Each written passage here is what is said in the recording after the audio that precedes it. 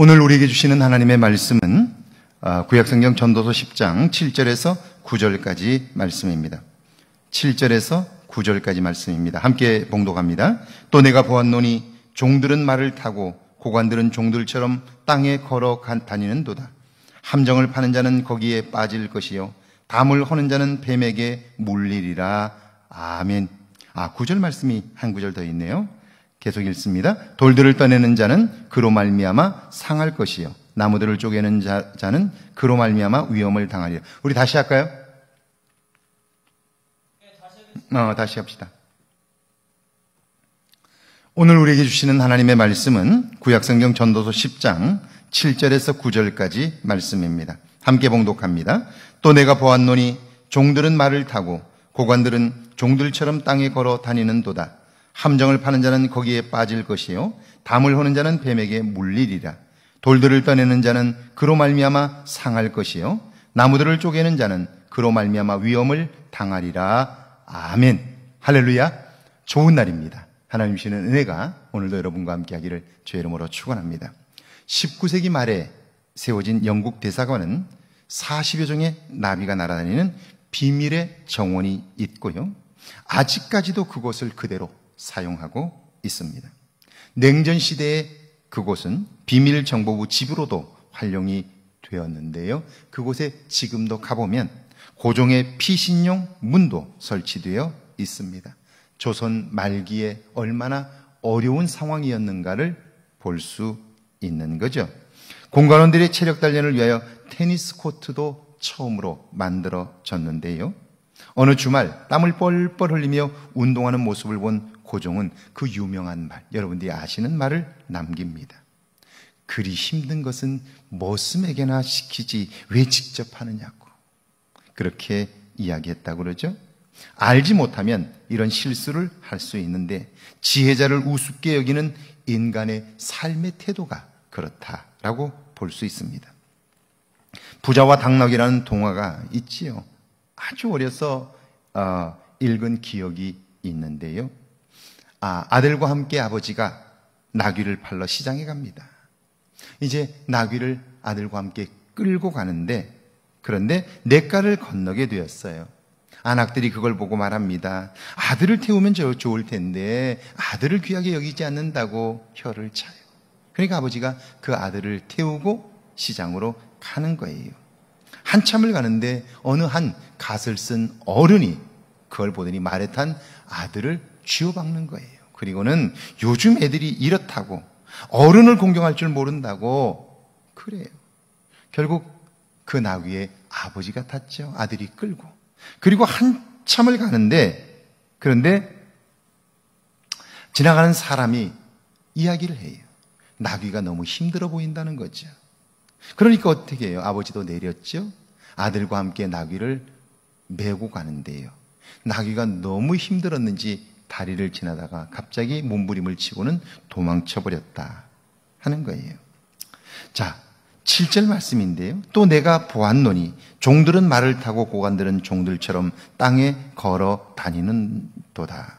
자, 이걸 종을 태우고 그 길 걸어갈 고관은 없어요. 억지 춘향격으로 사는 어리석은 자의 모습인 것이죠. 8절 말씀을 보니까요. 함정을 파는 자는 거기에 빠질 것이요 담을 허는 자는 뱀에게 물리리라. 가장 쉽게 자신의 목적을 이루는 방법이 함정을 파는 거예요. 남을 속이고 사기치면 그것에서 벗어나지 못하게 되는데요. 그 이유가 있어요. 여러분, 함정을 여러 개 파다 보면 자기도 거기에 빠질 수 있어요.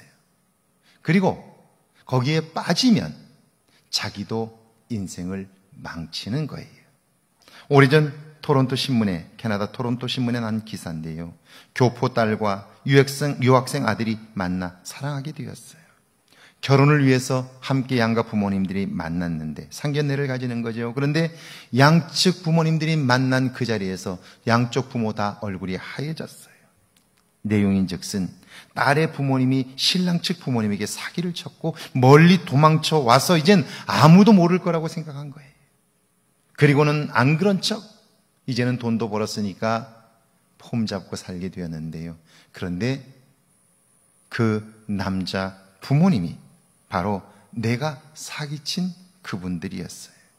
두 사람의 결혼도 어려워졌을 뿐 아니라 그 일이 알려지면서 딸의 부모님은 그곳에서 살기도 어려워졌다 하는 이야기입니다.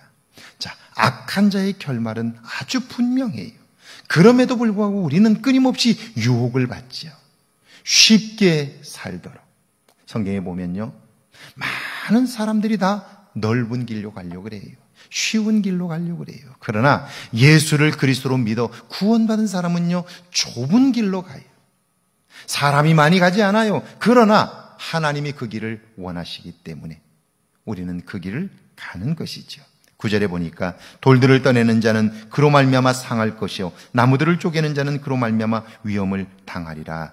어리석음은 매사에 어려움을 만나게 하지요. 돌 일을 하는 사람은 돌에 맞아 몸이 상하고 나무 일을 하는 사람도 그것으로 고통을 당한다는 거예요. 이거 말은 틀림없어요. 엊그제 레바논 베이루트 폭발 사건은 잠정 집계 사망자 135명, 부상자만 5,000명입니다. 재산 피해만 17조가 넘는다고 그래요. 혹시 테러 사건이 아닌가 걱정했는데 부두에 적재한 질산 암모늄이 폭발한 것으로 알려졌어요. 질산 암모늄은요, 폭탄 제조에도 쓰이는 위험한 물건인데 아무렇지 않게 다루었어요. 그러니까 어리석음이죠. 이게 어마어마한 폭발력을 가지고 있다는 걸 다 알아요. 그런데 떠넘기든지 책임을 지지 않는 거예요. 어리석음이죠. 그래서 얼마나 많은 사람들이 고통을 겪나요. 누군가 분명 책임져야 할 사람이 있었을 거예요. 그런데 책임지지 않는 거예요. 우매함이죠. 결국 이것이 얼마나 큰 사건을 만들었는지 모른다 하는 거예요. 오늘 성경을 통해서 우리가 분명히 알게 되는 것은요, 악인의 함정은 반드시 자기가 빠진다.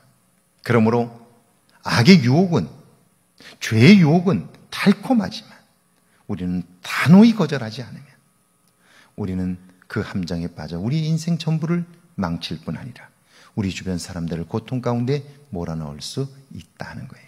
반대로 어려워도 힘들어도 우리가 하나님을 의지하고 하나님의 도우심을 힘입어 그 길을 가게 될 때 우리는 매 순간 도우시는 하나님의 손길을 경험할 수 있게 되는 것이죠. 오늘 하루가 그런 복된 날 되기를 주의 이름으로 축원합니다. 우리 함께 기도합니다. 매일 나 자신을 돌아보게 하옵소서. 나의 어리석음을 발견하고 하나님의 지혜를 구하게 하옵소서. 함께 기도합니다. 하나님, 저희를 사랑하셔서 매일 나 자신을 돌아볼 수 있도록 새벽을 깨워주시고 말씀으로 하루를 시작하게 하시니 감사합니다. 이제는 나를 살펴보게 하옵소서. 나의 어리석음이 내 삶을 허물고 있는 것은 아닌지, 주변의 사람들을 고통스럽게 하는 것은 아닌지 돌아보게 하옵소서. 하나님의 도움을 얻게 하셔서 하나님 기뻐하시는 일들을 보기에 부족함이 없도록 주여 역사해 주옵소서. 주님이 하실 일들을 기대하며 예수님의 이름으로 기도하옵나이다. 아멘.